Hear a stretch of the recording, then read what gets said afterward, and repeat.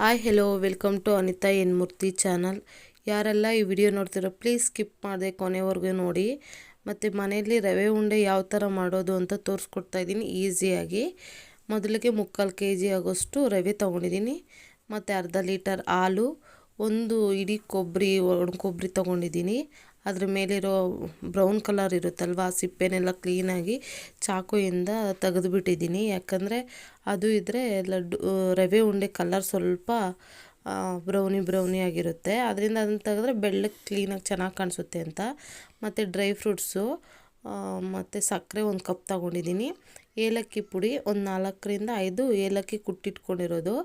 First gas ಮೇಲೆ ಬಾಣಲೆ ಇಟ್ಕೊಂಡು low ಫ್ಲೇಮಲ್ಲಿ ಬಾಣಲೆಗೆ ರವೆ ಹಾಕ್ಕೊಂಡು ಅದಕ್ಕೊಂದು ಸ್ಪೂನ್ ಆಗೋಷ್ಟು ತುಪ್ಪ ಹಾಕ್ಕೊಂಡು ಕ್ಲೀನಾಗಿ ಹುರ್ಕೋಬೇಕು.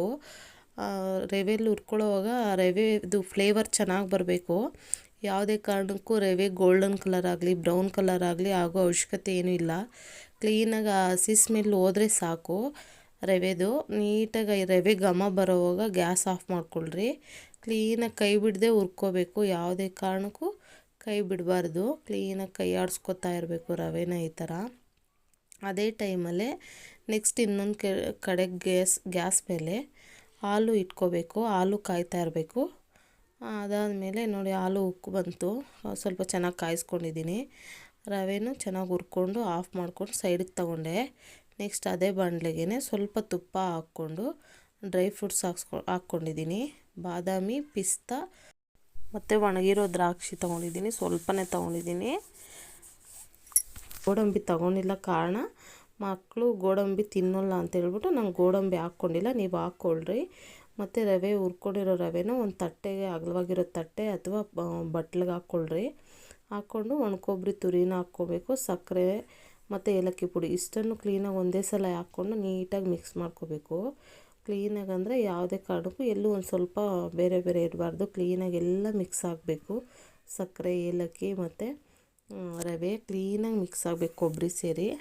ಅದು ಮಿಕ್ಸ್ ಆದಮೇಲೆ ಕಾಯಿಸಿಟ್ಕೊಂಡಿರೋ ಹಾಲನ್ನ ಸ್ವಲ್ಪನೇ ಹಾಕ್ಕೋಬೇಕು. ಒಂದೇ ಸಲ ಹಾಕೋಕ್ಕೆ ಹೋಗಬಾರ್ದು. ಎಷ್ಟು ಬೇಕೋ ಅಷ್ಟೇ ಹಾಕ್ಕೊಂಡು ಒಂದು ಸ್ವಲ್ಪ ಬಿಸಿ ಇರುತ್ತೆ ನೋಡಿಕೊಂಡು ಉಂಡೆ ಮಾಡ್ಕೊಳ್ರಿ. ಕ್ಲೀನಾಗಿ ಕಲಿಸ್ಕೊಂಡು ಉಂಡೆ ಕ್ಲೀನಾಗಿ ಕಟ್ಕೊಳ್ರಿ. ಯಾಕಂದರೆ ಉಂಡೆ ಒಡೆಯೋ ಥರ ಕಟ್ಕೋಬಾರ್ದು. ಕ್ಲೀನಾಗಿ ಅದನ್ನು ಉಂಡೆ ಮಾಡ್ಕೋಬೇಕು. ನೋಡಿಕೊಂಡು ಎಷ್ಟೆಷ್ಟು ಸೈಜ್ ಬೇಕೋ ಅಷ್ಟಕ್ಕೆ ಡ್ರೈ ಫ್ರೂಟ್ ಅದರೊಳಗಡೆ ಹಾಕ್ಕೊಂಡು ಉಂಡೆ ಮಾಡ್ಕೊಳ್ರಿ. ಚೆನ್ನಾಗಿರುತ್ತೆ. ಈ ಥರ ತುಂಬ ಚೆನ್ನಾಗಿ ಬರುತ್ತೆ.